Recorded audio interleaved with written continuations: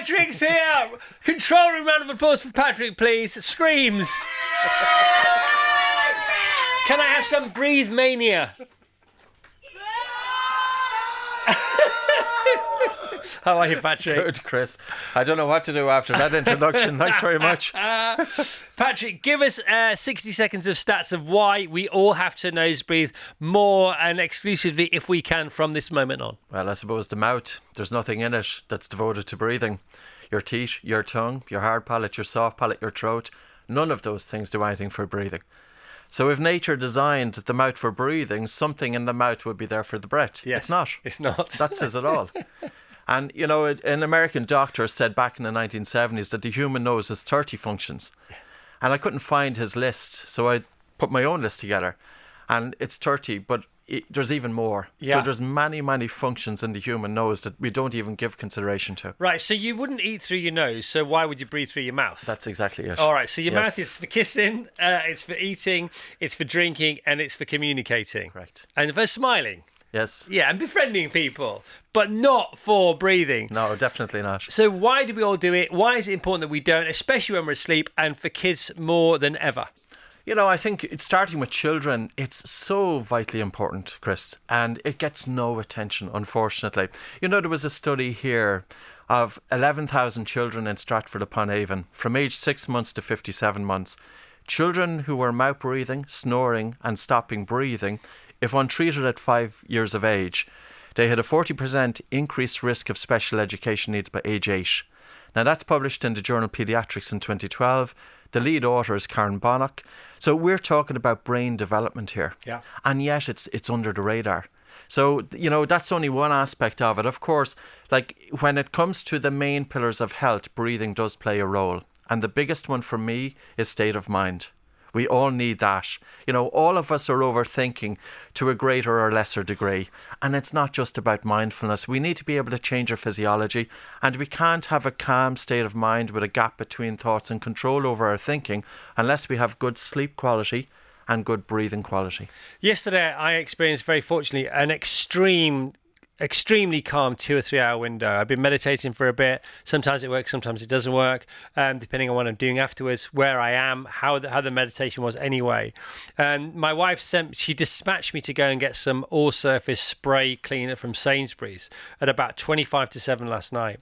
And I walked into Sainsbury's and I just thought it's the most beautiful place in the world. Do you know what I mean? I didn't have a care in the world. I didn't have a thought in the world, but I was totally present because I was completely in my body. Yes, and this presence whereby our attention is simultaneously moving with time in the absence of thinking. Yeah. Thoughts appear, but we're not latched onto thought. We're not latched on and going down that train of thinking. Yeah. And I think it's tremendous, you know, because even coming into a situation, having a conversation with you, if I was to come in here with my attention all in my head, Yeah. I would have been sabotaged before I walked in the door. Totally. But how many kids are going to do exams? I know. People are going to give presentations. Athletes are going out into competitive events and are not taught how to change states. Oh my goodness me. And how you can help athletes, how you have and how you want to, but you can't get through to them. I know that because you watch various athletes on the telly, don't you? And you think, I need to teach them how to nose breathe because they're already winning gold medals, but they could win even more. And it goes from people who really should sort of know what they're doing to people who can be forgiven for not knowing what they're doing or what they're missing out on. Tell us about that lovely stat when people have to have their jaws wide together because they've had an operation and then their oxygen levels are measured because they can't not nose breathe. Tell us about that. So this was discovered by a researcher called Swift back in 1988, and it was an ear, nose and throat doctor, James Bartley, who really kind of put it on the radar. So these individuals were after having jaw surgery, so their jaws are wired shut. They had no other choice but to breathe through their nose, and the partial pressure of oxygen in the blood increased by nearly 10%. Yeah. Just by continuous nasal breathing. But of course, we don't breathe to get oxygen. We breathe primarily to get rid of carbon dioxide. We do. The driver to breathe is carbon dioxide. So when people feel that they're not getting enough air, that's not because there's a deprivation of oxygen, but it's due to an accumulation of carbon dioxide. And here's the thing. Some of us are more sensitive to the accumulation of carbon dioxide than others. And as a result, we will have a strong drive to breathe. We will tend to breathe faster, harder. We feel we're not getting enough air. We have disproportionate breathlessness during physical exercise. We breathe harder and faster during sleep. This increases turbulence in the upper airways, so there's snoring, there's lowering of blood oxygen saturation if the resistance to breathing is too much. So the biochemical dimension of breathing has been forgotten about. Most people talk about the biomechanical dimension, your yoga instructor, your Pilates instructor, your physiotherapist, your physical therapist. But who was talking about the biochemical dimension? For me, the pillar is the foundation, nose breathing in and out, biochemical dimension of breathing, then the biomechanical, then the psychophysiological. That's the brain-body connection. That's the golden pyramid. Correct. All right. So we need to talk about mouth tape. We need to talk about nose strips. Again, we need to talk about breathing through your nose when you're asleep. So if you breathe with your mouth open, you block this big airway, which is not a natural airway. It's what we should swallow things via. And that's a major issue because that gives us sleep apnea, and we can stop breathing for between 60 seconds and 2 minutes, even longer sometimes, where we're not breathing at all because we're still asleep. So our body's okay with that because it thinks we're safe, but actually we are suffocating. Yes, 936 million people on the planet have obstructive sleep apnea. That's according to a Lancet statistic back in 2017. 25 to 50% of men, something that really affects us as we get older. Women, it's about 10% under 50 years of age, and it's about 30% post 50, post menopause. Right. And if we're having stopping of the breath during sleep to the point that our blood oxygen saturation is lowering, we're continuously being aroused from deep sleep, so we're not getting enough slow wave sleep. This is when all the good stuff happens. The brain cleans itself. So it happens during slow wave sleep, during its lymphatic drainage. And if we're getting constant arousal from deep sleep to lighter sleep, and at the same time we're being put into this increased stress response because we're stopping breathing. Now, I do breath holds during the day with a lot of the people that I work with. We mimic sleep apnea to some extent. We purposely hold the breath to drop the blood oxygen saturation down. A person could involuntarily stop breathing during sleep to lower their blood oxygen saturation down to 70 or 60%. Now, if you try that during wakefulness, you will have a hard time.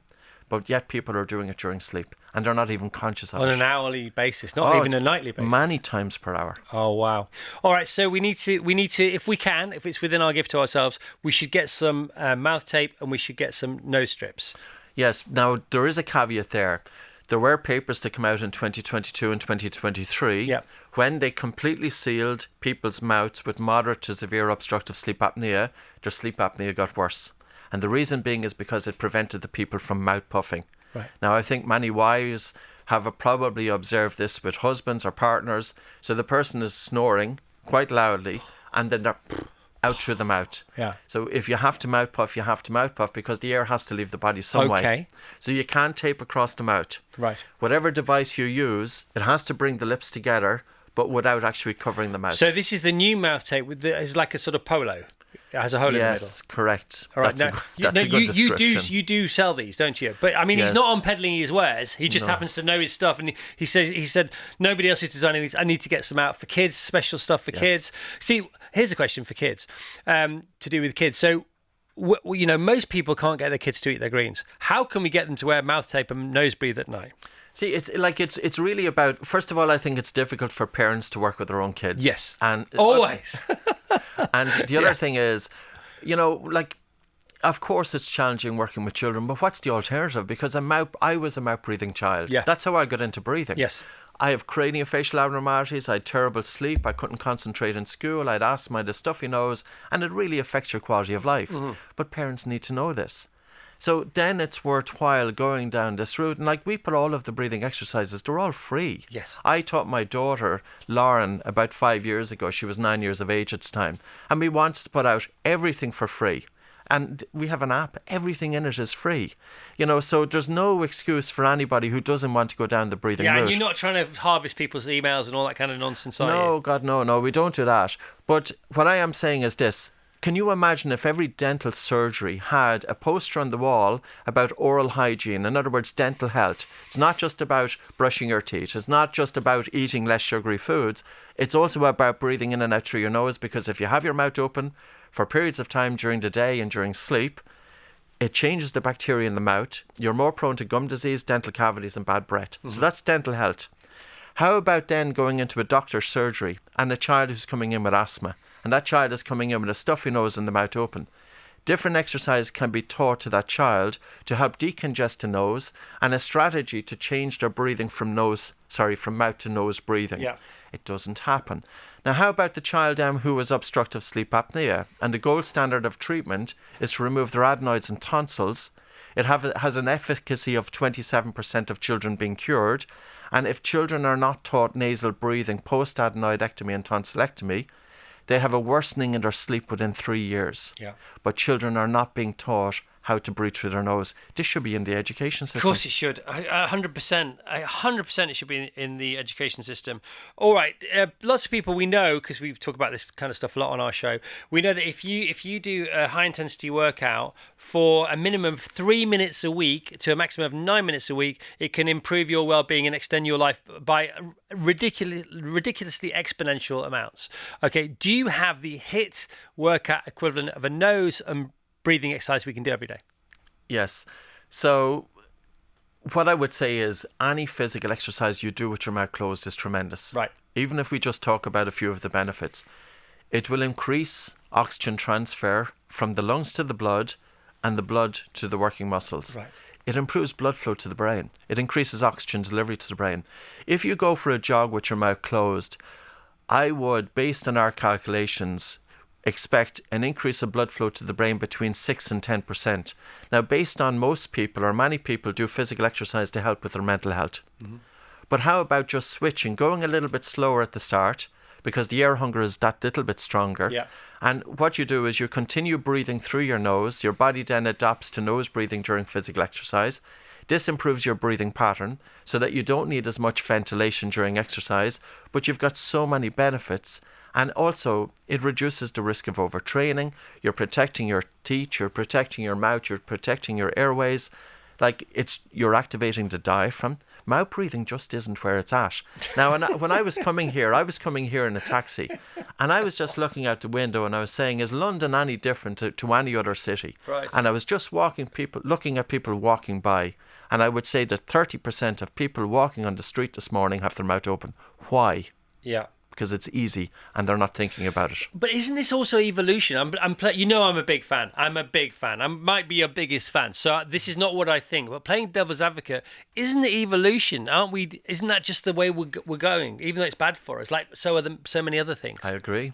It's, So is it going to work if we fight against it or not? Well, I think we've no other choice, you know. Yeah. You could say evolution is that we're sitting down on desks for Without 8 hours question. a day. Yeah. But we might as well fight against that. So this is something we consciously have to do that is better for us, to get up in the morning to do this, even though the world that we've created is telling us to the opposite. If we get out of the city and get into nature, it's because you have this great thing about all animals other than us and dogs nose breathe anyway. Yes. Newborn infants nasal breathe. Yeah. A baby who is mouth breathing it's not good. It's not a good sign for their health. But all other animals nose breathe. Pretty much. When I was writing a book back in 2016, or it was before that, I could only find 4 animals. They were diving birds: gannets, penguins, pelicans, and a dog. Right. Who were they could switch to mouth breathing, and it was a sign that they needed to do that. But animals, say for example, who were going to breathe through their mouth, farm animals, they were sick. So say for example, a cow who was breathing through the mouth is sick, a sheep, a horse who's breathing through the mouth is sick. So if we look at the entire animal world, there's only about a handful of animals who actually breathe in and out through their mouths. Yeah, I mean, one of the sort of counterintuitive thoughts that I have, I don't know if it's shared by other people, I'll share it with you because you're the man. I used to think, because I've been on the nose breathing bus for many, many years, not as much as I want to be, and hopefully more today than yesterday, and hopefully more tomorrow than today. But my mouth gets dry at night. If I close my mouth, it's going to get drier. Of course, that's completely the opposite, isn't it? Correct. Really what we want to have is we want to have the mouth closed during sleep, and we want to have the tongue resting up in the roof of the mouth. Right. And the sleep quality is so much better. So earlier on... our mouth won't be as dry. Correct, because of course, when you're breathing in through your nose, your nose is expending an energy and moistening and warming the incoming air. Right. But when you breathe out through your nose recovers that heat and moisture. Right. Nature doesn't waste. Okay, no, I got it. And there is wastage in between more breaths per minute than less breaths per minute. There's oxygen wastage, that lag in between the two. See, it's very interesting because when we talk about breathing, people often hone in on breaths per minute, which is the respiratory rate, but that's only one part of the picture. I often describe it as if you were going to go for a meal. Somebody gives you a plate of food. They give you a utensil, could be a fork or it could be a spoon. You have one consideration is the size of the fork, and the other consideration is the number of forkfuls that you take into your mouth to consume the food on the plate. Okay, with breathing, the number of forkfuls is akin to the number of breaths, but the size of the breath is akin to the size of the fork. Now, really, if you were a dietitian and you were looking at food consumption, you wouldn't ask people, how many forkfuls of food did you eat? What was the size of the fork? You'd ask, what was the volume of food you ate off the plate? Of course you would. But of course, with breathing, everybody is honing in on the respiratory rate, and they're not looking at the tidal volume. They're not looking at minute ventilation. Right. So it's really down to how much air do we breathe per minute. And many of us, I'm not going to say it's never 100%. It's very common for people to have a tendency to overbreathe. And the thing about overbreathing is, the more air you breathe, the more your blood vessels constrict and the less oxygen that's delivered throughout the body. Right. So if you want to deprive your body of oxygen and deprive your brain of oxygen, breathe more air. And a guy was at an interview with a radio station in Ireland called News Talk, and a listener sent in a question. And she said, when I do slow breathing, I get lightheaded. And I was just thinking, of course, this is going to be so common. She's slowing down the respiratory rate. She could be going from, say, 16, 18, 20 breaths per minute down to 6 breaths per minute. But she's already feeling air hunger. That's why she's breathing too fast. Now, as she starts to slow down the respiratory rate, she's feeling even more uncomfortable. So she takes disproportionately more air per breath. So it causes her to breathe even too much air. More air again. So we need to have a conversation. It's not about the volume of air that you're taking into your lungs. It's really about the oxygen transfer from your lungs to your blood and your ability to use that oxygen. And with breathing, less is more. And that's why if you practice breath holding and holding onto carbon dioxide or getting your body more comfortable to retaining more carbon dioxide for longer, it's more beneficial. Correct. And even just doing light breathing. So say one of the exercises, there were 2 exercises that got me into breathing, 25 years ago. One was I always had a stuffy nose. And one of the techniques that I was using back then was to breathe in and out through my nose, gently hold my nose and nod my head up and down, maybe for a count of 10 or 15 head nods. Because when you hold your breath, carbon dioxide accumulates in the lungs and blood, it activates a stress response, and the blood vessels in the nose, which are swollen or dilated, they constrict. So then that allowed me to switch to nasal breathing. Now, when I went from mouth to nose breathing, I was feeling uncomfortable, I was feeling suffocated, because I was going from breathing through a bigger hole to 2 smaller holes. So the carbon dioxide that was being produced in my body couldn't leave the body quickly enough. And as a result, it's accumulating in my lungs, it's accumulating in my blood, and I feel air hunger. But this is what I needed to sustain. Because the longer I expose myself to that slight accumulation of carbon dioxide, and it's not a high accumulation, the body is just so sensitive to this gas that even if it increases minimally, we feel air hunger. But the more we expose ourselves to it, we develop a higher tolerance to the gas carbon dioxide, and now our breathing becomes lighter and slower and comfortable. And we become more relaxed in the process. It's totally. That's the whole point. It's just win, win, win, win. You just keep on winning, don't you, the whole way? If people fully understood what the breath can do for them, and I have to say, Chris, it has to go beyond what is being taught in yoga. Because for me, the yoga community have an enormous potential to expose and to really bring to their students the power of the breathing. They are not doing it. And I'm saying that, and I don't mean to say that in a bad way. I just feel, and I've seen there's something enormously powerful in this. And people are just scratching the surface. If you're teaching breathing exercises, you need to understand what's going on. And the reason you say that, I suppose, I'm just guessing here, is because you've got a captive audience there. They are so hungry for solving their air hunger, and the yoga teachers are so keen to do best by their students and therefore by themselves. And you're saying, listen, you're doing all the you're doing so much heavy lifting, but if you put these weights on, these flavors of weights on, the 5K on each end of this 100K, they're more beneficial than what's on there in the first place. Correct. If a yoga instructor tweaked with how they are teaching their breathing practice, they would impart so much more to their student. Right. So obviously we can go onto the website, oxygenadvantage.com.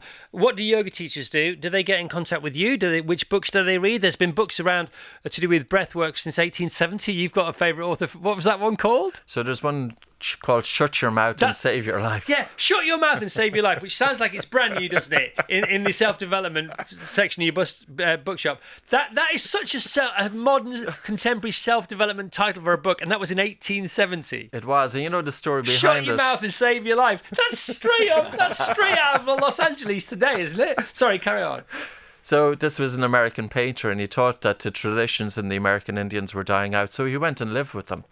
And one thing that he always noticed was that when the native Indian baby had their mouth open, the mothers would go over and press the lips together. Yeah. And it's pretty amazing, you know. So we knew this stuff. This just stuff got lost. Just got dealt out of the game. And also you say for breastfeeding, because breastfeeding not only obviously is very good for future grown-up human beings, but it's also vicariously teaching you how to nose breathe. Correct. So breastfeeding is not just about nutrition for the baby, but it's also about manipulation of the muscles of the face necessary for the growth of that face. It takes effort for the baby to take the milk from the mother. And the only problem is with breastfeeding is that oftentimes tongue tie gets missed. So you can have an infant and their tongue is tied quite tightly to the floor of their mouth. The baby then isn't able to extrapolate the milk from the mother. The baby ends up chomping on the mother gets sore, the baby doesn't thrive, and then a bottle is introduced. In Brazil, every infant, their tongue is checked for tongue tie. And yet, even though it's prevalent in our societies, of course it is, it's getting overlooked. So babies and mothers who are having difficulty nursing, you know, go to a specialist and ask the specialist just to check, does the infant have a tongue tie? And that tongue tie needs to be clipped. This was done since the 16th century. There were midwives in France, and I know it sounds quite a little bit gruesome, they had an extra long fingernail. And if they noticed that the baby's tongue was tied, the frenulum, they would clip it with their fingernail to allow the baby to be able to nurse. That's where it's... This is great, isn't it? Andrew has WhatsApped us the most asked question that we've been asked. I know one of the most asked questions you are asked is about the Wim Hof method, but you're also asked about this one a lot. It's to do with the nasal drip. Vassos was talking about it beforehand. I have a really bad nasal drip and cannot breathe through my nose when I'm lying down, and on a bad day, not even when I'm upright, I feel I would suffocate if I wired my mouth shut. Any advice? Yes, so what I would say is start doing breathing exercises to improve your breathing patterns, which will naturally help to open up the nose. The more you breathe through your nose, the better it works. Now, in terms of nasal drip, it is very important to get your mouth closed during sleep as well. And I would also say is do a nasal rinse. So get a good quality sea salt, something like Himalayan sea salt. You make one up? You do, that's what I do. Yeah. I just get boiled water, put in half a teaspoon of sea salt or even a quarter teaspoon of really good quality sea salt into the water. Add clean cold water, stick in your little finger so it's lukewarm, and then I just pour the solution into the palm of my hand, hold it in my nostril, snort it, bring it right down the back of the nose, because we have to think that the nasal airway, the nose is not just this, what we see in the face. If we want to get an idea of the extent of the nose, put your tongue into the roof of your mouth, drag your tongue all the way along the roof of the mouth until you feel the soft palate. Yeah. The roof of your mouth is the floor of your nose. Wow. So sitting above your mouth is your nasal airway. Yeah. It occupies a lot of space. There's a concert venue in there. There's a whole auditorium in there of air and salvation, isn't there? So right, though. And that homemade saline solution, 3 times up each nostril to start with, longer if you like? Yeah, I would do it until the person feels, just doing it a couple of times. And it's also very important because mouth breathers are very prone to bad breath. And the reason being is because there can be poor clearage. Yeah. So... it's not just about getting the solution in one side of the nose and out the other. It's about getting the solution into the nostrils, down the back of the nose, down the throat, hawking it and spitting it out. Right. So do it in private. We haven't done any protocols on air because I don't want to take up time holding our breath and doing things like that when Patrick could be talking, because all these words are gold. Patrick is on so many podcasts, he's on so many YouTube clips, he's got his own website, which is all very, very important, oxygenadvantage.com. Loads of stuff on there for free, loads of apps on there for free, loads of protocols on there for free. If we want to get better at holding our breath, which is good for us, we don't hold our breath on the inhale, do we? We hold our breath on the exhale. Can you just walk us through that if you don't mind? Yes. Now, the first thing I would say about breath holds, don't do it if you're pregnant or if you have anxiety or panic disorder, because when we do a breath hold, it generates a fear. It's a primal fear, that feeling of air hunger. And it can be very good to give somebody who is prone to panic disorder and anxiety a controlled dose of air hunger, because it desensitizes them to the fear of suffocation. but you have to go careful. So breath holding is more of a stressor exercise, and anytime we do stressor exercises, we have to tailor them according to the individual. Now, I would just kind of backtrack slightly because we touched on one breathing exercise, but we never really went through it. I would like people in the comfort of their home this evening, when they're maybe watching, when it's safe to do so, watching television, just put one hand on their chest, one hand just above their navel, allow their shoulders to relax, tune into their breathing, and really slow down the speed of the air coming into the nose, almost that the breath in is imperceptible. So you're really having a soft and slow, gentle breath in through your nose, and a really relaxed and a slow and a gentle breath out. And the purpose of this is to slow down and reduce the volume of air that you are breathing to the point of air hunger. Now, this is about improving CO2 tolerance, which is more applicable to everybody. Breath holding should be done by some, but not by everybody. So with this, you're just gently softening and slowing down the speed of your breathing. By breathing less air, carbon dioxide increases slightly in your lungs and blood, so you feel air hunger. Now, this is about getting the air hunger right. Not too little, not too much, just right. When we get it just right, in other words, that you're feeling air hunger, but it's tolerable, you can cope with it. You will notice that you will have increased watery saliva in the mouth, you feel sleepy, and your blood circulation improves. Now, this was the second exercise to get me into breathing. This exercise is my go-to exercise. Right. Like, I use about 25, 26 different tools, but this is by far and away the best one. When do you do this? I will do this even sitting in the green room earlier on. Ready to come in? Yes, because any time that I feel that if I'm going into, say, a challenging situation, and if I find this one. Sorry. If I notice that my heart rate is increasing slightly, well, I want my body to tell the brain that I'm safe. Yeah. So I take a soft breath in through my nose and a really relaxed and slow, gentle breath out. And by having that slow and relaxed, gentle breath out, and the thing is, there's nothing for anybody to see. Yeah. So I can be just sitting there. I can be doing it. I can be in the most hostile or challenging situation. But in that situation, I can be telling my brain that I am safe. Yeah. I don't want my body to go into faster and harder breathing, because then my brain interprets that my body is under threat. And my brain is here to protect me. Our brains are here to protect the body. So if the brain interprets the body as under threat, the brain wants you to get out of this situation. So this is why when people have a challenging situation, they often feel that they cannot think straight. And the reason being is because they go into slightly faster and harder breathing, their brain interprets their body as under threat, and their brain wants them to get out of the situation. So many questions for you. We don't have time for any of the questions from the listeners, but what we'll do is we'll give them to Patrick now, and then we'll sort of have a resume on the air tomorrow. Is that all right, Vassos? You've been amazing, mate. You didn't disappoint. Also, a couple of things. If you want to get rid of middle-aged spread, not so much the big stuff, but the small stuff. So if you're doing all the right things and you still have a bit of a belly, that is a stress belly. And so this will help you get rid of that. But it will also help you become better looking, won't it? Well, in terms of, better sleep, better state of mind, I think. But a better jawline, doesn't that help? That is correct. Yeah. Now, I think mine has changed over the years. People have said it to me. I agree. I didn't want to. I mean, why would I ever say that to you? But now you've given me permission. I've seen very early videos of you, and you are unrecognisable now. I think it has changed. Now, this is where the science has yet to catch on, because normally we will say that 60% of the growth of the face is achieved by 4 years of age, 90% by age 12. So therefore, we shouldn't get a change in our shape, the shape of the face after that age. Okay, the human face is growing up until about age 18, but I'm 50. Yeah. So why can it change? You look younger now than on the first videos I've seen you, which is 20 odd years ago.